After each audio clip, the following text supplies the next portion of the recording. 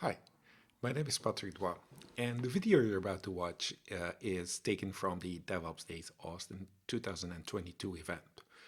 They were reflecting back on their 10-year anniversary of the event, and I thought it was a good time for me to reflect as well on my 13 year of DevOps.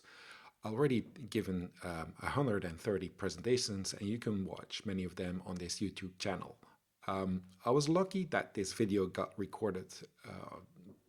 There's a little piece that wasn't recorded in the beginning, and that was mostly about our DevOps hippie days, and nobody really wants to see that. I hope you can still enjoy the video, and please leave me some feedback if you think this was useful to you. Enjoy the video, and until next time.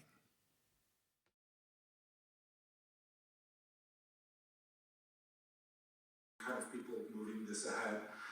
I made this map, and I'm not sure if you can see it, but I had this idea of, the whole company as an island and a different set of islands, and you see somewhere the sysadmins trying to build a bridge to, from production to development, and I was still thinking about, yes, we're doing a good job as the admins, the DevOps people, to kind of like guide this bridge between the two worlds, between non-production and production.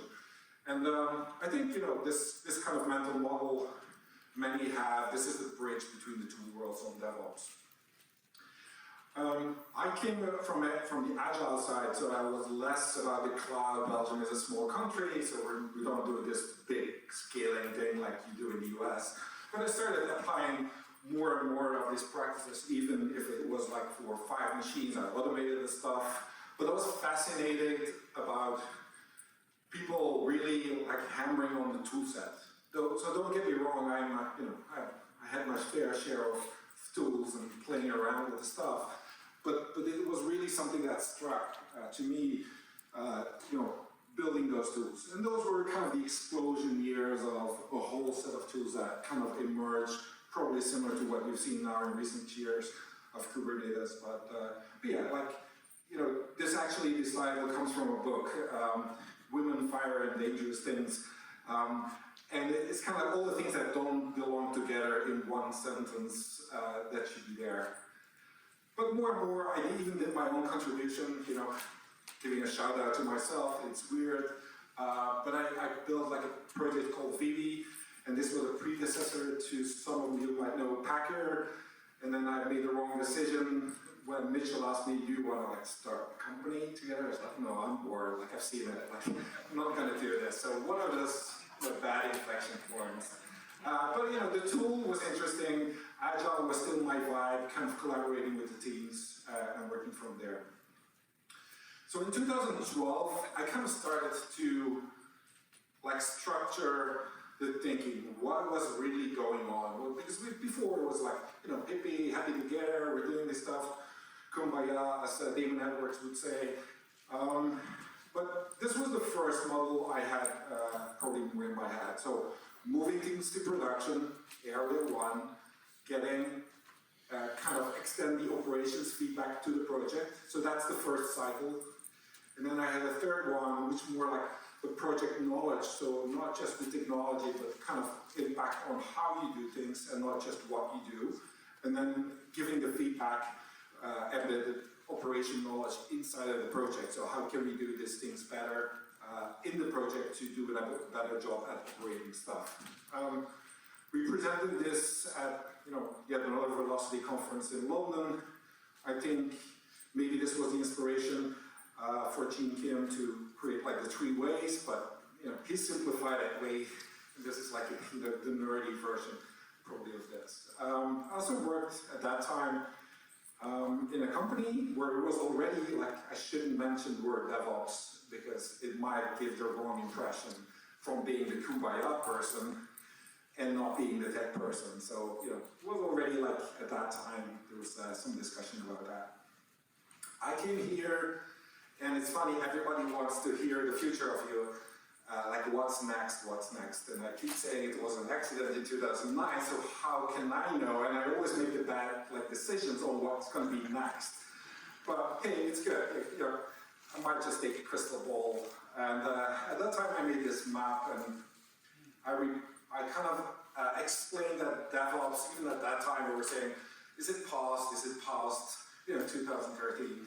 But I think the interesting part in my head was I learned that the definition of a meme is a unit of cultural identity.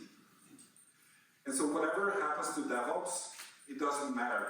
If it stays a meme somewhere, it's going to be there. It's going to be on and off. It's going to come back, and that is just going to stay.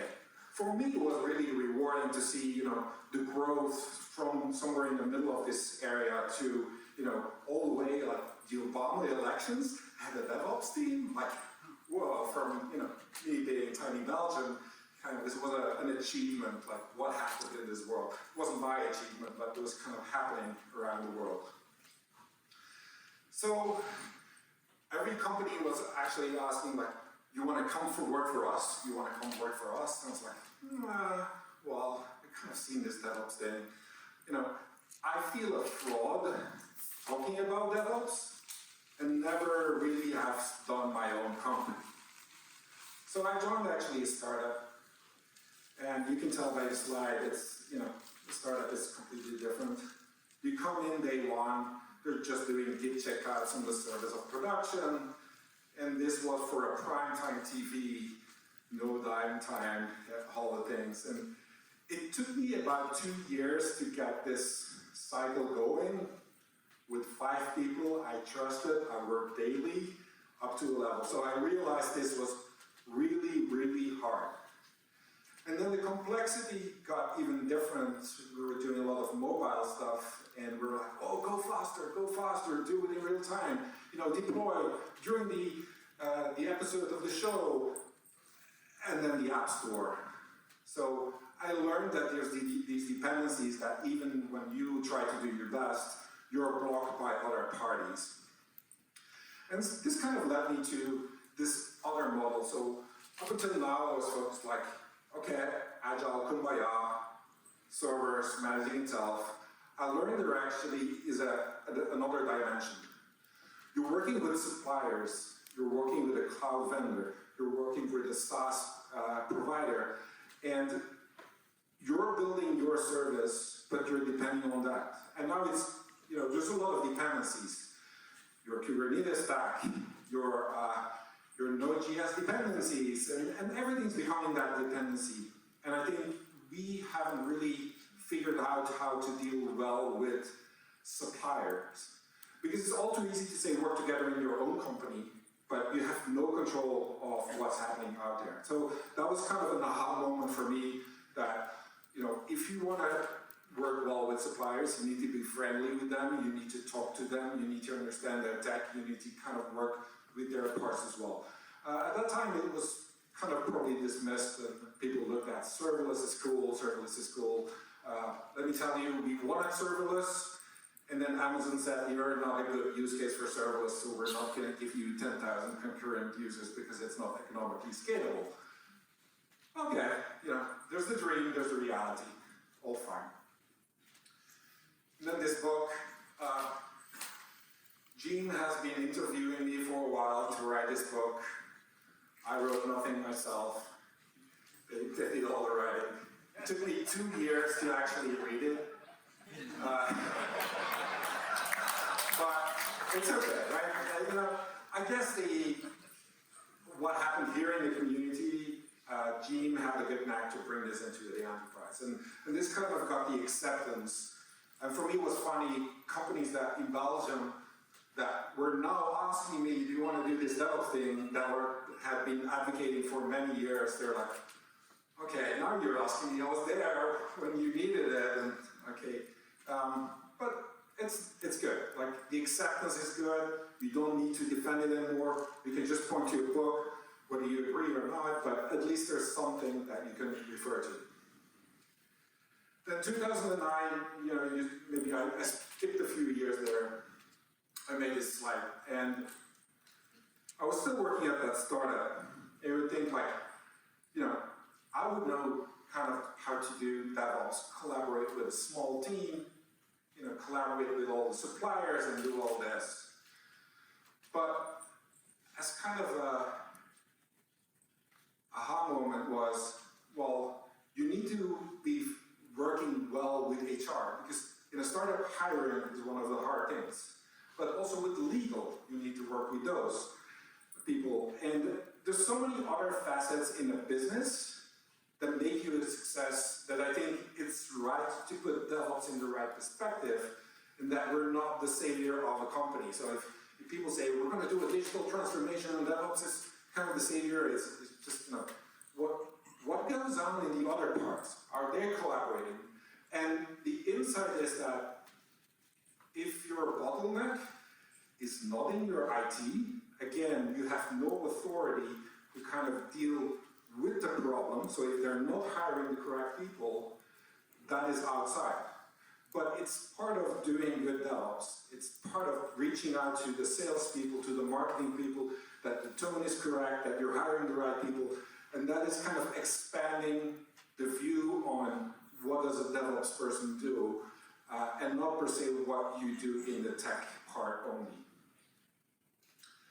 I decided to shut down the company, and basically because I felt I was working too hard, too long, no revenue. So even though I was doing everything right by the book that we should be doing, there was no value I was creating, or not enough value I was creating. Then I kind of moved a little bit as a lifeline. Hey, there's this DevSecOps thing in New England. Not really new, it was already in the handbook, but it kind of picked up traction. And they asked me, oh, you know, a thing or two about DevOps. So can you talk about this DevSecOps thing? And of course, there was no explosion of tools and so on. But for me, the thing that resonated most was this book, The Thin Book of Trust. And it's really thin, right? But I think there's this saying,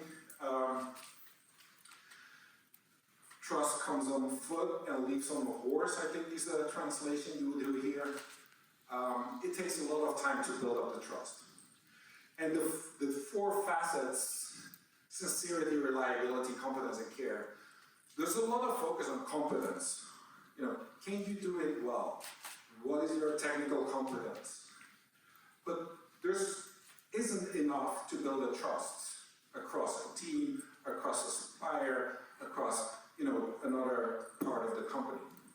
You need to be sincere and not just, you know, talk the talk or like whatever expects you to do. You need to be sincere. You need to be reliable, to be there every time they need you, and not just say, well, you know, you could call us if you want. You know, be there together in the trenches, learn what they're feeling, and keep helping them.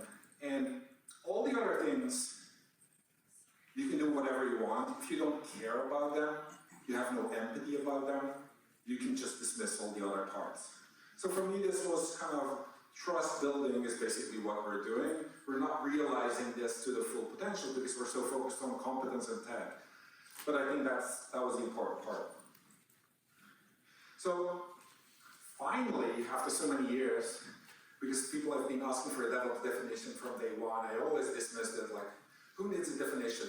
The Agile people had a short one, you know, it's not that useful anymore. The Agile people had like 15 books. Okay, so why bother writing it? Like, it gets diluted anyway. So this is kind of my definition after my model has changed, and I think that is about reducing the friction between the silos. Not on the tech, not about the specific collaboration on dev and DevOps. Like, the collaboration in the silos could be anywhere in the company, any part, externally, internally, and I think that's how I approach DevOps these days. Another aha moment was when I was reading the book Reinventing Organizations, and you would see they kind of try to explain how the different cultures of an organization are built on. So you have command and control, you know, power-centric view. That's a little bit like the castles. You know, you build a castle, you can't get in, you can't get out, right? You know, medieval times.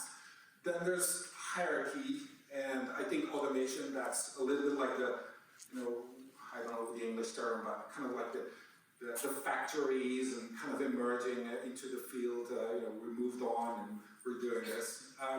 It brings order and stability. And then there's the scientific way. We should measure things. and have KPIs of all that stuff. Then there's the collaboration, right? The SaaS services, kind of that part where we're providing you a service. And then evolutionary, I would think like we're in the stage of autonomy. Like we all want autonomous teams, do whatever we want, and kind of work on those. So nothing really shocking in this view, but the shocking was that they all come with a paradox. So the more secure you are, the less you care about security. The more you want to do automation, after a while, you don't know anymore what the automation is about or where you were doing this. The more you care about measuring, the chances are you're measuring the wrong things. And the more you care about service, like a SaaS company that starts wants to serve all customers. And when they grow big, they only serve the customers that bring in money. So there's kind of a paradox between the original idea and moving on. And with autonomy, we're all talking about autonomous teams, and yet we're building shared platforms. So they're not autonomous. We're sharing, and yeah, again, I realize that every company still has a mixture of all these things. So a company is not in one state. At some part, they're still doing the command and control. At some part, they're still doing the other parts. And it will just sift around. So if you're thinking about, hey, we're the saviors of the universe, DevOps, and we're coming in, go ahead and try to configure or kind of convince all these kind of different IDs. And it's just so hard. Not giving up, but it's kind of, the broader your view gets on this, the harder it is to kind of see whether you're making a good impact. A while ago, I made this slide, and people want to hire me for a DevOps job. This slide actually came from, they asked me to explain to marketing what DevOps is. And I go in, and it's like, oh, A works with B. It's like, no, can you simplify this? Okay, I can reduce this to LinkedIn job titles that you need to look for, right? And they're raving about this slide, and now we know what to search, and I think it's okay, right? If people ask me, do you want to do a DevOps job? I'm probably going to say no, because I know the idea is that you want me to manage your Kubernetes, and you're not talking about this collaboration part in that way. So I want to do both, but if I hear you say a DevOps job or an SRE, it's probably build a shared platform. And there's nothing wrong with that, but building this more, really, it's okay, right? I don't care about it too much. But now complexity is on the rise, and we'll probably see this more and more in that kind of thing. So it's okay, right? We'll live through it, we'll reduce up and down some of the complexity. It's a brave new world. Cloud native wasn't there before. The collaboration, autonomous teams wasn't there before. It's just going to change. And it's okay. We can manage this. And coming back to my definition, whatever is a silo of friction, right? It doesn't matter whether it's complex or not, or whether you have a new tool or not. The silos will be there. Like, one of the things I'm noticing is that you go to a platform team, hey, something that you could use, and say, we're not sure whether we can have the developers kind of adopt these things. So they're shying away of even trying to talk to these teams whether they should need it, yes or no. So the silos are coming. It's okay. And in that way, DevOps will be forever if you think about the friction. If you just reduce it to the sea of engines before, that's something else, and it's okay. New tools, it's okay. I'm okay. Yeah, I struggled with this for a long time because you're like building this a little bit of a legacy, and then you see like, is DevOps dead or not? But I figured, it's okay. And you're okay, right? We're all okay. Look at us being back. The that's amazing. Reflecting back, hopefully getting some learnings. There's one thing, before I kind of close off, they're not okay, right? They're really struggling. As Ernest mentioned, they're doing this event, which is insane. I don't know if I would do it in that state, but they're doing this, so please support them. So I guess DevOps is going to be okay. Thank you for listening.